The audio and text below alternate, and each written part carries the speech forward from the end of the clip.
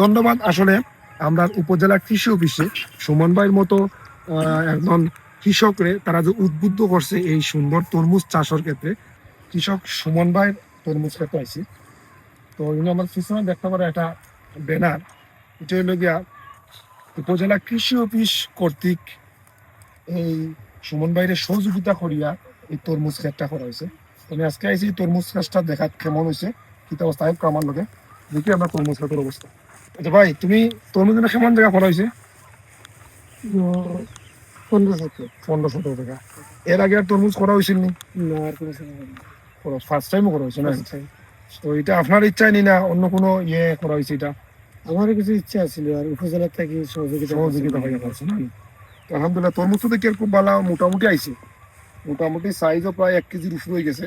আরো তরমুজ ঠিক আছে। এটা কোন জাতের তরমুজ এটা কইতে পারবা নি? পাকিজা জাতের তরমুজ আর কি। গাছও ফল দেখিয়া শুরু হয়েছে।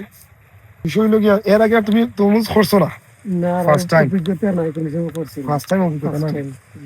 বাকি প্রচুর তরমুজ আছে কিন্তু তো এবার যে ট্রায়াল দেওয়া হয়েছে, আপনার এই ট্রায়ালের অবস্থান থেকে আমি প্রশ্ন করি আপনার কাছে কেমন লাগে যে সম্ভাবনা কেমন এই ফলটা আমরা এলাকাত উইব অথবা কেমন সম্ভাবনা কিটা মনে হয় আপনার কাছে? ফার্স্ট টাইম যেহেতু লাগাইছি সম্ভাবনা গাছ তো দেখা যায় ভালাই ভালো, ফলও ভালো, ফলন যা দেখা যায় আলহামদুলিল্লাহ ফলন যা দেখা যায় তাও আশা আছে আর কি যে এই মাটির তরমুজ সম্ভব তরমুজ না? আমরা এই জায়গার তরমুজ কেউ ফলায় না। যদি সবাই উদ্যোগ নেয় বা পুরা পরিসরে করে আর কি, আশা করি খুব ভালো তরমুজ আমরা মাটি বালা তরমুজ। ঠিক আছে।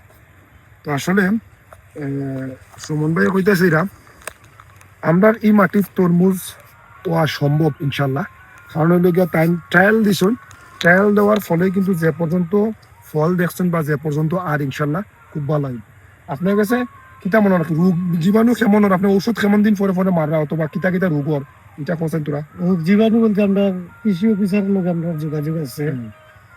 আর আপনিও ব্যক্তিগতভাবে আমার একজন ক্ষেত বিশেষজ্ঞ, অনেক সময় আপনারও আমি প্রশ্ন করি বা আমি সহযোগিতা চাই আপনার কাছ থেকে। বিভিন্ন সময় ওষুধের গুণাগুণ সম্বন্ধে জানি, ওটা ওষুধ আমি ব্যবহার করি, ইনশাল্লাহ বালাও পর্যন্ত।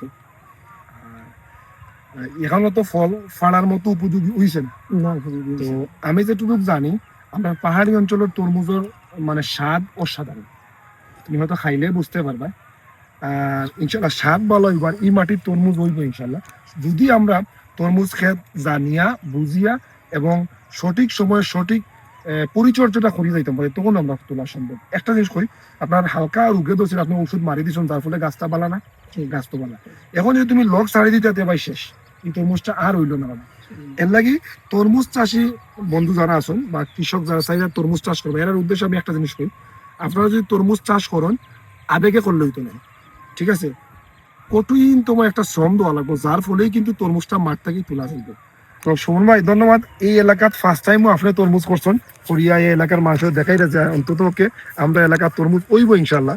তো আমি আশা করবো ইনশাল্লাহ আপনার তরমুজ একটা এবার যেটা করছেন এটা থেকে উদ্বুদ্ধ নিয়ে সামনে বছর এই সারটা খিরা না করিয়া বড় জায়গা লইয়া তরমুজ করবা। কারণ আপনার এই জায়গাটা দেখিয়া যে আমি খুবই উপযোগী একটা জায়গা, আর সাইডে যদি একটা নদী আছে, আশা করি পানির ব্যবস্থা করা সম্ভব। ধন্যবাদ আপনার আরো। আর কৃষি অক্লান্ত পরিশ্রম দিয়া এরারেও আসলে আমরা নিরলস প্রচেষ্টার ফলেই কিন্তু আজকে আমরা কৃষি ব্যবস্থা অনেকটা উন্নত হয়েছে, আরো আগামীতে হইব ইনশাল্লাহ। তো ধন্যবাদ ভাই। বন্ধুরা, কৃষক বন্ধুরা ভালো থাকবা। আসসালামু আলাইকুম।